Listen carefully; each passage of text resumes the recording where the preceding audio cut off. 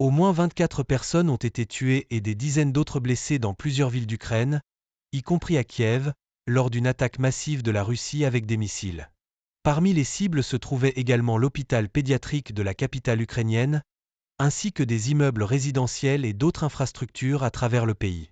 Le président Volodymyr Zelensky a déclaré que plus de 40 missiles de différents types avaient ciblé Kiev, Dnipro et Kryvyi Rih au centre du pays, ainsi que Kramatorsk et Sloviansk dans la région orientale de Donetsk. Tous les services sont mobilisés pour sauver le plus de personnes possible, a-t-il écrit sur la plateforme X.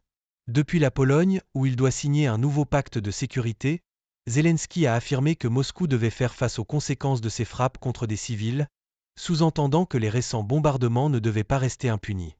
Il y a des gens sous les décombres, le nombre exact de victimes est inconnu, a-t-il déclaré, soulignant que l'hôpital Okhmatdit est l'un des hôpitaux pour enfants les plus importants, non seulement à Kiev, mais aussi en Europe. Pour le maire de Kiev, Vitali Klitschko, il s'agissait de l'une des pires attaques sur la capitale ukrainienne en 28 mois de guerre totale.